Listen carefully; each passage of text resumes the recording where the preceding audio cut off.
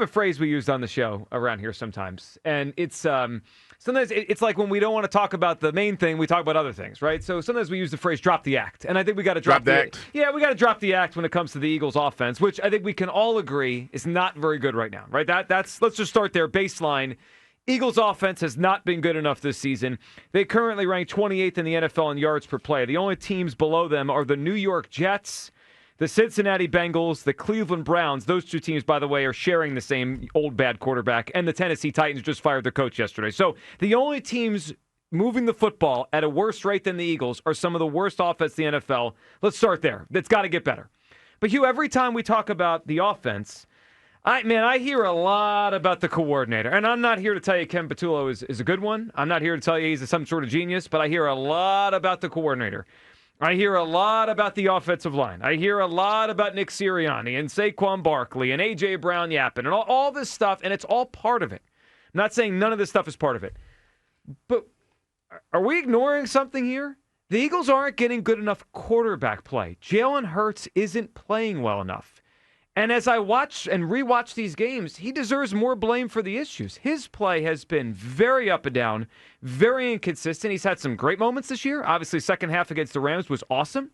First half against the Buccaneers was awesome. I thought he played well in the Dallas game, but overall, through 6 games, he hadn't played well enough. He did not play very well in Kansas City in week 2. He did not play well. I mean, I thought last week was poor. Really poor effort by Jalen Hurts. Missed to Devontae Smith. The interception down deep in Giants territory when it was really just a 10-point game. They could have cut it 3 with a touchdown.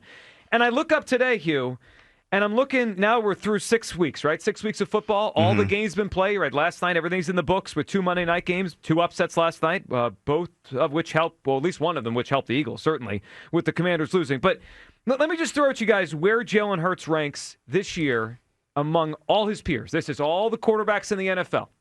Completion percentage, 15th. Yards, 19th. Success rate, 23rd. Yards per attempt, 22nd. Yards per completion, 22nd. Yards per game, 26th. Rating, 13th. Sack percentage, 30th. Man, we spent a lot of airtime, a lot of energy debating if he was top 2, 3, 4, 5, or 6 in the NFL. Guys, this season he's not top 10. He's barely middle of the pack right now. He's playing mediocre football, and I think I'm being generous by saying that.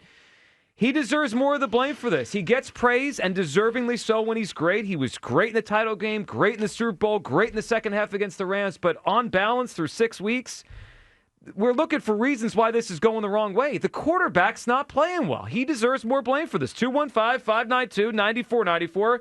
Hugh, where do you come down on Hurts as we are through 6 weeks in this season? I know I'm going to get a lot for this one. Oh, boy. Because, technically, when you look at the last 2 games, Hurts has played better. The Eagles haven't won. But when you look at his individual numbers as a quarterback, he's thrown for more yards. He's thrown for more yards in the last 2 games than he did in the previous games that he's played in. And he's had a better quarterback rating.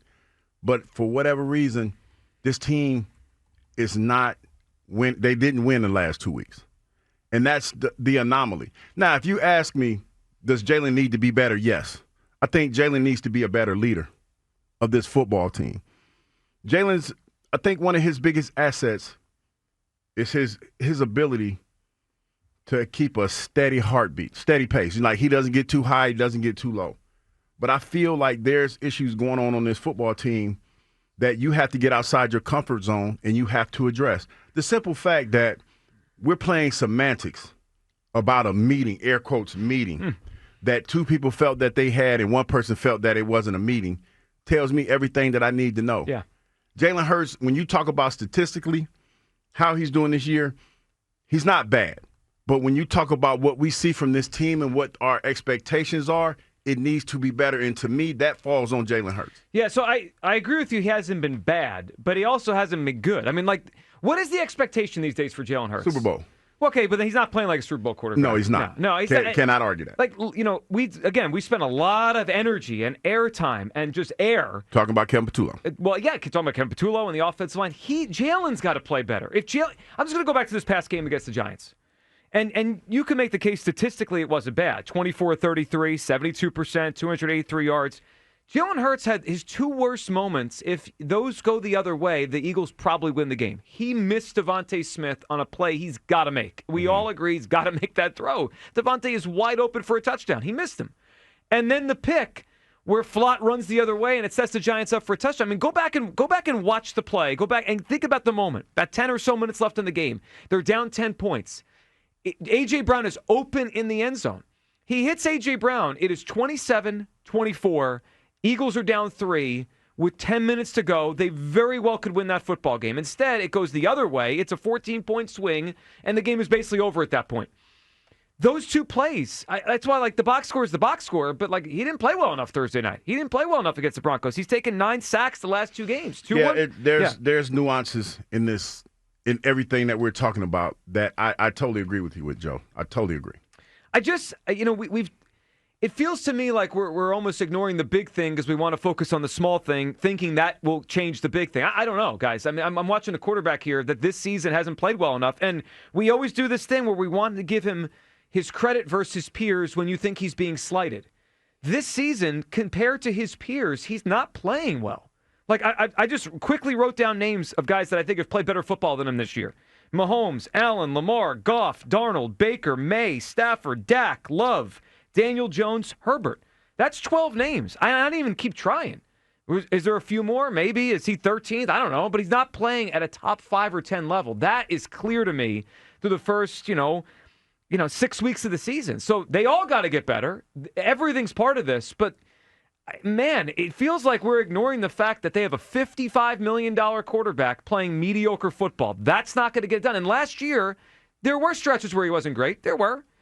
But Hugh, they had a great run game last year, and they had a great defense, right? So if you have a good quarterback, great run game, great defense, you could win a lot of games, right? They did that last year, and then he stepped up in the biggest moments and was clutch. Hugh, I look at the team this year, I'm like, well, all right. Run game's not great. Defense has been okay, pretty good. At times really good, but not as great as it was last year, Hugh. The equation's missing something to me here, right? If you don't have great quarterback play and you don't run the football great and you don't have a great defense, it's hard to reel off a lot of wins. Yeah, it is, but I feel like this is a collective problem. I think, we've whittled it down to Jalen, but when I look at Jalen, like I said, Jalen's not playing bad. Jalen's not playing the type of football that we want him to play if we're trying to get to the Super Bowl. He's not doing that. But when I look at his numbers compared to some other quarterbacks' numbers, they're not bad.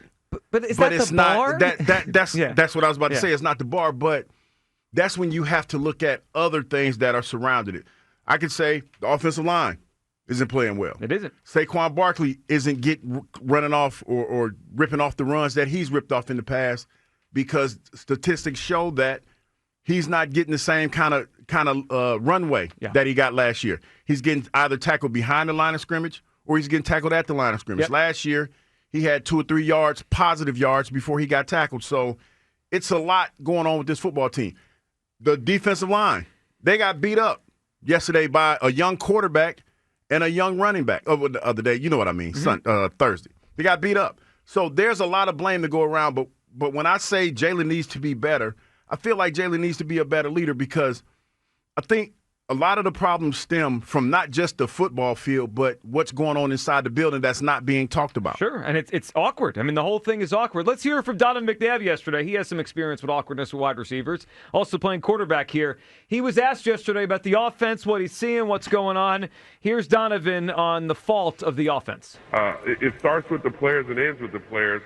We're not getting what we need up front. And then when we do decide to now drop back and throw the ball, we're not creating separation outside. And then our quarterback's out of rhythm, just like our run game is out of rhythm. So right now, everything is a collection of what happened from the very beginning of the season, and now it's starting to fall on the other side instead of us trying to find ways to win at the end. Now we're losing the game. I think he said it well. And it's all not good, but I was told a lot that Jalen elevates, that he leads. Yeah, it begins and ends with him. And he's just got and I totally agree with that. He's got to make up for, that's when you have a great quarterback. They make up for things. They elevate things when things aren't great. And it feels to me like as things are falling apart, he's unable to lift it up and get wins here and play really well. I mean, yeah, the statistics aren't bad, but you watch the last few games, you're like, there's too much nothing. Well, here's the thing. for me personally, and the way that I see or the way that I interpret quarterbacks, it's about growth. Like your first couple years, you're given a small sample of what you're supposed to do to help you be successful. Mm-hmm. But as you progress through your years as a quarterback, you're supposed to – it's almost like a cake or layers. You add a little bit more layer on that cake. You know what I mean? You add a little bit more frosting. Oh, no. And it becomes a more flavorful cake. Yeah. What is this cake? It feels like it's just the pound cake at this point. It's a cake that is very fluffy and it's light and it's airy, but you don't have any frosting on it. There's no frosting. It's not growing. It's not evolving. You know, and that's what this offense is, because going into the season, and I go back and I listen to some of the cuts that was that Brian Dawkins said it best. Happy birthday to B. His birthday was yesterday. Oh, happy birthday, Brian. Yeah, day late, but still. It still counts. The quarterback has to evolve. And he said that. He said he needs to see more consistency. Jalen has not been consistent this year. I would say actually he's the opposite. Totally inconsistent. Now the moments he's been good, right? The Rams second half, the Bucks, he's had some great moments. But here's the no kicker. Consistency. Here's the kicker, Joe. And this is probably gonna make a lot of people mad, but he, as an individual, his stats have gotten better. And I'm gonna say it like that. They have, Joe. He threw for against the Giants for 283 yards the week before that. If you throw 38 times, you should get to 283 yards. That's not special. But his stats are better, Joe. And his quarterback. He took 9 sacks. Joe, listen to what I'm saying. If you allow me to finish, then you can jump all over. He's played better as an individual, but that doesn't translate into team success. Like when you talk about some of the things you want your quarterback to do, some of the things that we complained about the last couple of weeks, throw the football more, throw it with a little bit more accuracy. He's been okay. I take the accuracy one out. Look, take that one out. But he's been throwing better, but it's not been translating into wins. He hasn't had those signature moments where it's been the big play to open the game up or something like that. It's just been like, And he's had the chance to do it and missed. Yeah. I mean, especially the Devontae one last week. All right, one more, and then we'll get to everyone's thoughts. 215-592-9494. Seth Joyner yesterday, his take on Jalen Hurts on the morning show. But what I hate about this situation more than anything, is this presents the opportunity for the I told you so's. And I oh God, but both ways. I'm glad I just caught my I was right. I hate it because for the times where the guy thrives and he has successes, okay, we want to lose vision of that. But when he goes through a period of difficulty, we want to pile on. Now there's 7 games. They got 11 games left in the regular season. We don't know what that's going to look like. He could flip the switch at any moment. Anything could flip at any moment. Am I concerned? Yes, I am. If your quarterback struggles, every darn quarterback struggles. I don't care who it is. They all struggle. Patrick Mahomes, over the first 5 weeks, struggled. He looked good last night. But the first 5 games, he looked like an average freaking quarterback. But we want to beat our quarterback up. Am I concerned about him? Yes. All right, well, I hear 2 things from Seth there. Is he concerned? Yes. Well, then, okay, then you'd be concerned. I mean, the other part, if we want to be sensitive about the quarterback, we could be sensitive. He's not playing well. We can't do this thing where give him his flowers all offseason. He's a top 3 or 4 quarterback, and then things break down around him. And it's like, well, what's he supposed to do? Well, he's a top 3 or 4 quarterback. He's going to play better than this. He's got to be better. We're looking for reasons why the offense stinks. We're getting mediocre quarterback play. That throw to Devontae last week's got to be on the money. It's a game-changing play. The pick can't happen when A.J.'s open in the end zone. The biggest reason the Eagles were blown out by the Giants is because of Jalen Hurts. If he doesn't have those 2 passes, it's not a blowout. Do they win? I don't know. It's probably a toss-up with 2 minutes to go again. But they don't lose by 17 if Jalen's better on Thursday night. 215-592-9494. Does Jalen Hurts deserve more blame for where the Eagles' offense is right now, which I think we could all agree on this. It's not a good offense as we sit here through 6 weeks. Kyle, where do you come down as the Eagles quarterback? Feels like we're dancing around this subject last few weeks. I feel like you forgot that Jalen Hurts was the Super Bowl MVP. I did. I'm sorry. And that they won the Super Bowl. Yeah, my fault. Yep. Elite, top 5, all that stuff. Yep. No, I mean, look, is there blame to go around everywhere? Of course. An offense isn't going to look this bad without every single person not really the O-line's not contributing. Saquon's not having as good of a season. Is the play calling great? No, it's not otherworldly, but if your question is, does Hurts deserve more blame than he's getting? The answer is obviously yes. Like, everybody loves to do this. Last year, we looked back in the offseason. I felt like I was going crazy that it was, wow, like Jalen Hurts took this team to a Super Bowl. Like, he didn't. Jalen Hurts sort of went with the way of the team. Now, you can say the passing offense went the way of Jalen Hurts. Like, when the passing offense was good last year, Jalen Hurts was playing really well. Yep. When the passing offense was bad, Jalen Hurts was not playing well. Jalen Hurts has been extremely inconsistent this season. And what does the passing offense look like?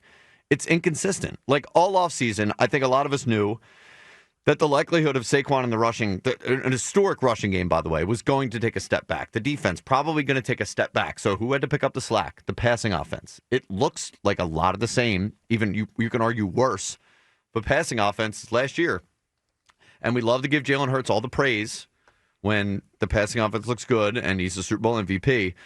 But all I hear all season long is A.J.'s giving up. The O-line stinks. Kevin Patullo, I don't hear a peep about the guy who runs the operation, and that's Jalen Hurts. So, of course he deserves more blame. Yeah, I think it's actually crazy how little conversation there has been about Jalen Hurts. He's not playing well. I mean, and this is not just my opinion. It's across the league.